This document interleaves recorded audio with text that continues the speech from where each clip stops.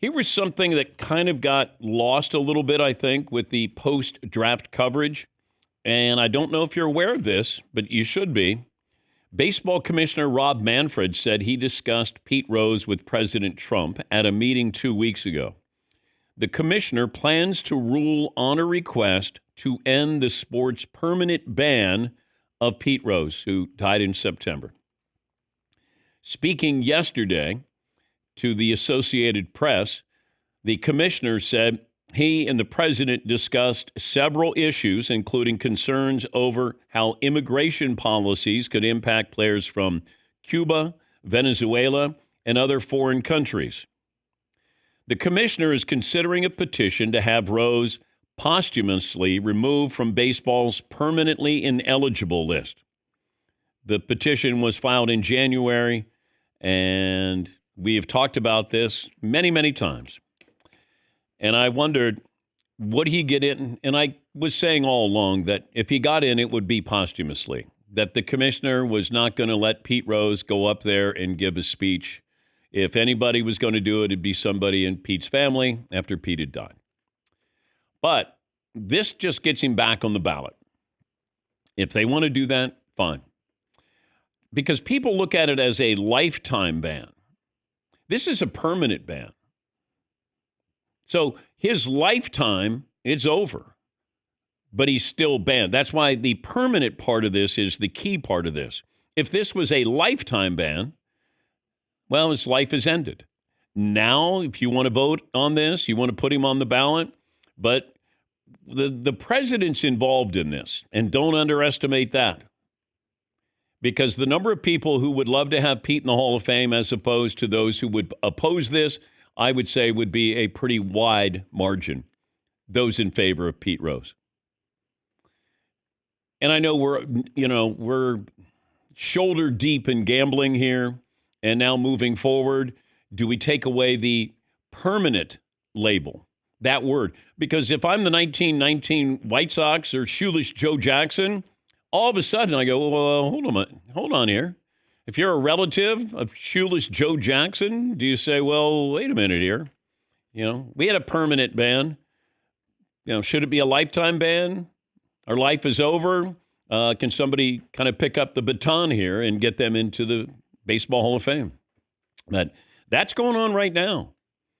And could I see a scenario where the commissioner puts Pete or allows Pete to be eligible for the ballot? Now, does he have a better chance? Like the Veterans Committee, are they going to look favorably to Pete? All the years that he hijacked Cooperstown? I'd like to know, I'd like to get a consensus of how that's going to go with the Veterans Committee. Because there are a lot of players who were not in Pete's corner. Because Pete never showed any contrition. He never really apologized. But that's what made Pete great. Lance Armstrong, he never apologized. Bonds never apologized. Clemens never, that's what made them great. They needed to have that, I didn't do anything wrong. You did. And Pete, look, when he came on my radio show years ago and said that he bet on the Reds to win every game. And then people go, hey, well, that's what you want. Well, you can still manipulate the lineup. I mean, no, you can't bet on your team. But people, I think, thought that, well, at least he's not betting against his team. That we know of. Do you think Pete would actually say, I bet against my team a few times? Because you want to win your bets. You don't care. And would I think Pete would put himself in a position like that? Yes, I would. Because he was not a good gambler. But I think that this is probably headed towards Pete being eligible for the ballot. I do. I think that's where we're headed. Because when you meet with the president wants this to happen. The president gets to take a victory lap. But he's also saying to the commissioner, hey, I can affect some of these other things that you're dealing with. You help me here, I'll help you here. And I truly think that's what's going to happen. I think this commissioner will put him on the ballot, and then he can wipe his hands clean of this. He can say, all right, I listened to the president, we put him on the ballot, and I'm going to let the Veterans Committee decide. Now, would he be on the regular ballot or would he be on the Veterans Committee? Since he hasn't been on the regular baseball ballot, I would think you should go through that process with Pete before you get to the Veterans Committee. Does it say anything about that, Paulie? We're checking. Back in 1991, the Hall of Fame's board of directors said anyone on the permanently ineligible list cannot be considered for the Hall. So that's why he was never on the ballot. We're checking what ballot he would be on. Because if you just say we're going to change it to a lifetime ban, okay, the semantics of that, because a permanent ban, it doesn't matter. Hey, you died and you're posthumously going to be on the ballot. Now, that can't happen.